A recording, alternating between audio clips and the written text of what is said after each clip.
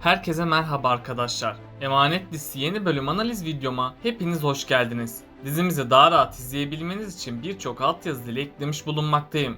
İstediğiniz altyazıyı videonun sağ altyazılar kısmından seçebilirsiniz. Lafı daha fazla uzatmadan dizimize geçelim.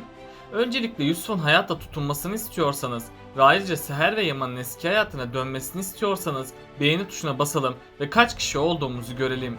Yusuf nasıl iyileşecek? Yusuf'a iyiliğini verecek kişi konaktan biri mi olacak? Seher ve Yaman eski hayatına dönecek mi? Yaman, Zuhal'in karaktersiz biri olduğunu nasıl anlayacak? Ali ve Yaman'ın kardeş oldukları nasıl ortaya çıkacak? Seher ve Yaman'ın sahte evlilikleri gerçeğe dönüşecek mi? İşte bütün sorularınıza cevap vereceğim arkadaşlar. Bu videoyu sonuna kadar izlemenizi tavsiye ederim. Emanet dizisinin yeni bölümünde herkes belli bir sınavdan geçecek. Çünkü Yusuf'un hastalığı konaktakilerin hayatını alt üst edecek. Yaman ise Yusuf'un hasta olduğunu ilk zamanlar kaldıramayacak. Çünkü Yaman, Yusuf'un öleceğine kendini inandırmak istemeyecek. Yaman bu süreçte Yusuf'un hastalığını inkar edecek. Bunun sonucunda da Yaman, Yusuf'u tedavi edip ettirmemek arasında tereddütte kalacak. Yaman bu süreçte çocuklukta yaşadığı evini ziyarete gidecek. Yaman orada ailesini ve yaşadığı hayatı düşünecek. Bunun üzerine Yaman geçmişin getirdiği yük ile yıpranacak. Büyük ihtimalle Yaman'ın babası da lösemiydi. Çünkü Yaman'ın annesi parasızlıktan ve Mevlüt'ün hastalığından dolayı evden kaçtı. Yaman'ın babası da hasta olduğu için evini geçindiremiyordu. Yaman'ın annesi de bu olanlara dayanamayıp evden kaçmıştı. Yaman'ın babası hastalığının getirdiği yük ile intihar etmişti. Seher önümüzdeki bölümde Yaman'ın yerini bulacak. Seher Yaman'a bu travmayı atlatması için desteklerde bulunacak. Yaman ise Seher'in desteğiyle daha kararlı birine dönüşecek. Bunun sonucunda da Seher ve Yaman geçmişte olanları bir kenara bırakacak. Yani artık Yaman ve Seher tamamen barışacak. Sahte dosya meselesi de sonsuza kadar ortadan kalkacak. Yaman yakında Seher'e yaşattıklarından dolayı çok pişman olacak. Yaman, Seher'den özür dilemeye çalışsa da bunda başarısız kalacak. Çünkü Yaman az da olsa Seher'in bir hain olduğunu düşünecek. Yaman'daki bu ön yargılar bir süreliğine daha devam edecek. Seher ise Yusuf için Yaman'ı bağışlayacak. Yusuf'un durumu da gün geçtikçe kötüleşmeye başlayacak. Yaman ve Seher ise hemen Yusuf hastaneye götürecek ve sonunda Yusuf tedavi olacak. Yusuf tedavi olmaya başladığı için onda bazı değişimler olacak. Yusuf'un saçları dökülmeye başlayacak. Ayrıca Yusuf eskisine göre daha çok yorulacak. Yusuf'un saçları döküldüğü için psikolojisi bozulmaya başlayacak. Yaman ve Seher de bu durumu görüp çok üzülecek. Ama sonradan Yaman, Yusuf için kendi saçlarını kesecek. Böylece Yusuf bu sorunun da üstesinden gelecek. Seher ise Yusuf'un öleceğini düşünüp kahrolacak. Yusuf'un bu durumu Seher'de ciddi sıkıntılara yol açacak. Yaman ise Seher'in bu durumunu görüp ona destek olacak. Yaman'ın desteğiyle Seher yeniden umutlanacak. Yaman ve Seher'in birlikteliği onların aşkını daha da güçlendirecek. Yusuf da Yaman ve Seher'in birlikte görünce daha çok mutlu olacak. Yusuf mutlu oldukça bu hastalığın üstesinden daha çabuk gelecek. Çünkü bu gibi hastalıklarda her zaman hastanın mutlu olması gerekmekte. Eğer hastalanan kişi ümidini ve sevincini kaybetmişse hastalığa yenilmek zorunda kalacak. Ama Yusuf mutlu ve sıcak bir aile ortamında olursa hemen iyileşecek. Büyük ihtimalle doktorlar Yusuf'un hastalığını kontrol altına alacaklar. Bir süreliğine kadar her şey yolunda gidecek. Ama sonradan Yusuf'un hastalığı tedavileri olumlu yanıt vermeyecek. Bunun sonucunda da Yusuf günden güne ölmeye başlayacak.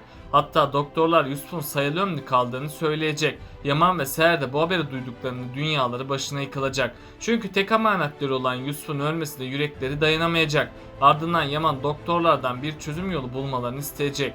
Doktorlar da Yusuf'un yaşaması için bir çözüm yolunun olduğunu belirtecek. Eğer Yusuf için uygun bir lig bulunursa Yusuf'un ölmeyeceğini söyleyecek. Yaman ise bu bilgiyi öğrenir öğrenmez hemen harekete geçecek.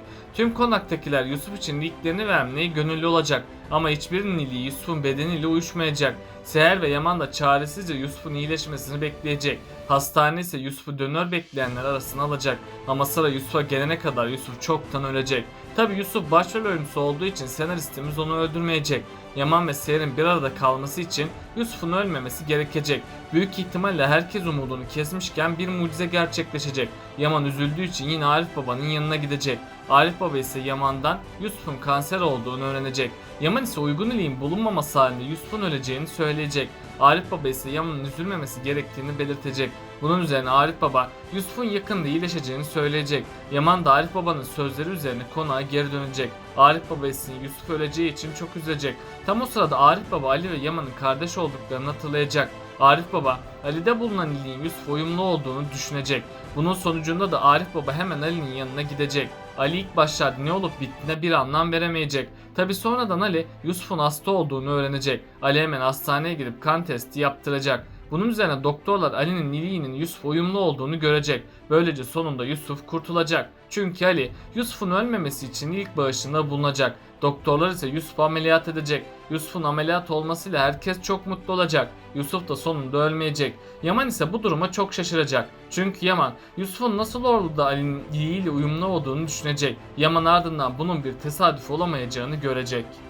Bunun üzerine Yaman Ali hakkında detaylı bir araştırma yapacak. Yaman Ali hakkında araştırma yaptıkça geçmişiyle yeniden yüzleşecek. Sonunda Yaman Ali'nin kardeşi olduğunu anlayacak. Yaman ilk başlarda Ali'nin kendi kardeşi olduğunu inkar edecek. Hatta Yaman Ali yüzünden annesinin evden kaçtığını düşünecek. Yaman bu olanları düşündükçe Ali'ye olan kini bir kat daha artacak. Ama Ali Yusuf'u kurtardığı için Yaman onu öldürmeyecek.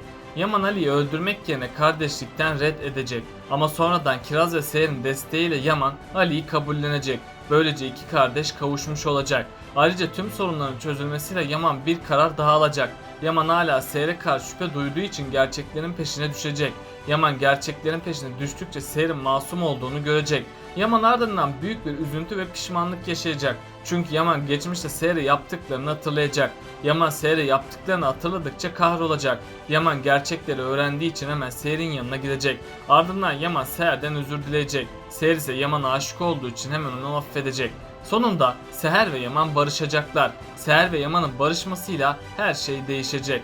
Büyük ihtimalle Seher ve Yaman yeniden yakınlaşacak. Bunun sonucunda Seher hamile kalacak. Yaman ise Seher'in hamile olduğunu öğrenince sevinçten havalara uçacak. İkbal ise Seher'in hamilelik haberini duyunca çıldıracak. Çünkü Seher'in bebeği doğarsa Kırımlı mirasının 5'e bölüneceğini düşünecek. Bu yüzden İkbal Seher ve bebeğini öldürmeye çalışacak. Ama İkbal her zaman olduğu gibi planlarında başarısız kalacak. Sonradan Yaman Zuhal'in bir sahtekar olduğu için onu cezalandırmak isteyecek. Zuhal ise Yaman'a bir yalan söyleyecek ve Zuhal kendisinin masum olduğunu belirtecek. Yaman da Zuhal'i yaptıklarından dolayı öldürmeye çalışacak. Ama İkbal hemen Seher'in yanına gidip Zuhal'i affetmesini isteyecek. Seher ise Yaman'ın katil olmaması için Zuhal'i affedecek. Tabi Yaman Zuhal'i öldürmediği için onu konaktan kovacak. Zuhal'in konaktan gitmesiyle tüm aile rahat bir nefes alacak. Selim ise Seher'i hala sevdiği için İkbal'in kötülüklerine inanacak. Selim İkbal'e güvenmeye devam ederse bu onun sonu olacak. İkbal Zuhal'i harcadığı gibi Selim'i de bu yolda harcayacak. Önümüzdeki bölümlerde Selim ve İkbal yeniden bir plan yapacaklar.